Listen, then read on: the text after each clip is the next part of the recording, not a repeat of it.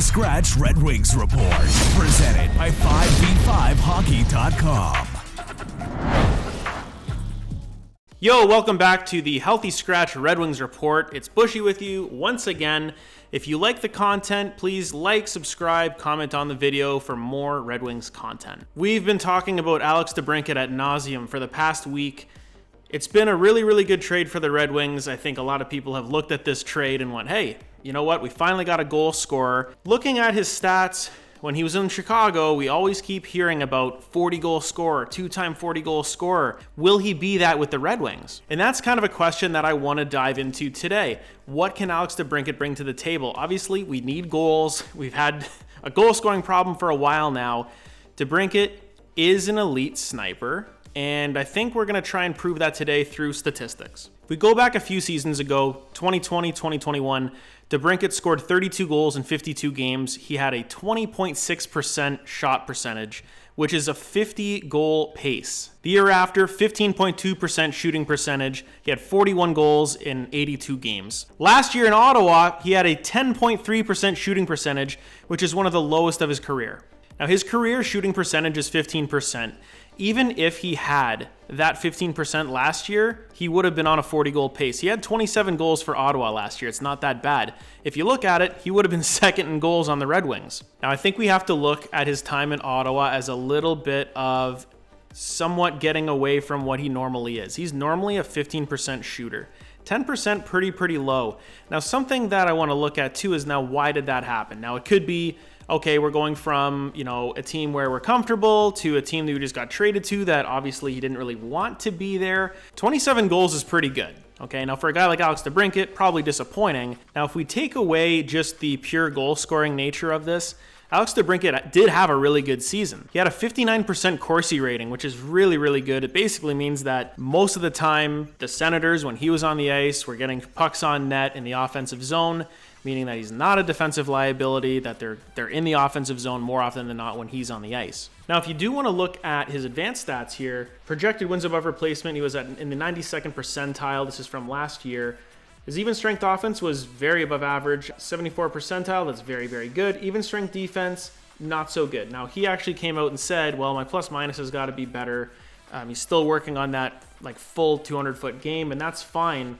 I don't think the Red Wings brought Alex DeBrincat in to be a defensive stalwart. He's going to be an offensive player. You don't want to cost your team, obviously, but if you're putting the puck in the net more than you're giving it up, you're in the plus. Now, that's what Corsi is, and it's showing that he has a pretty good Corsi rating. Power play, he's going to be amazing on the power play for us, 91 percentile. Obviously not a penalty killer. Now, the finishing, it shows 93rd percentile. Now, here's a stat that might blow your mind. There were 80 players who scored 25 or more goals in the NHL last season, and DeBrincat ranked 79th among them in shooting percentage. So even if he had that 15%, like I said, which was his career mean, he would have scored 40 goals. So all this to say, even though he wasn't putting the puck in the net maybe as much as the Senators wanted, he was a plus player on the ice for them. Now, this is something that maybe Senators fans can help me out with, because I started to look at some of his line mates with the Senators. Now, as Red Wings fans, we would look at Ottawa's roster and say, okay, you're giving up all these picks to go and get Alex DeBrincat. You're probably going to put him on the top line, second line. Who's he going to play with?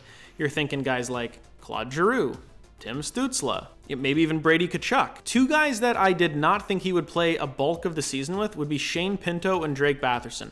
Now, both players are good in their own right. They're not bad players. But when you have an elite playmaker like a Claude Giroux or a Tim Stützle, wouldn't you put a sniper like Alex DeBrincat with them? It's just interesting because I think he probably would have scored more goals if he was playing with those more elite players, over Batherson and Pinto. For some reason, he played most of his 5-on-5 hockey with them. Now, you can go look at the YouTube videos last year, him scoring goals in Ottawa, lots of power play goals.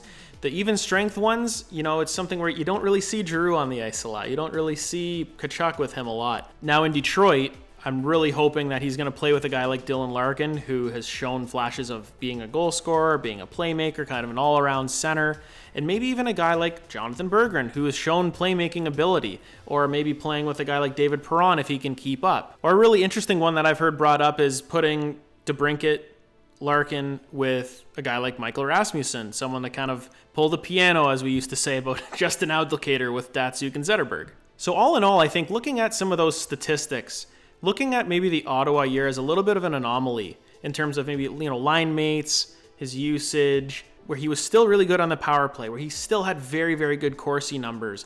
The shooting percentage being a little lower than what he usually is at, where like it's 1 year, it's a very small sample size. Every other year when he was with Chicago, he was up in that 15% and a little bit higher. Can he get back to that? Because if he gets back to that, we're looking at a guy that can score 35 to 40 goals.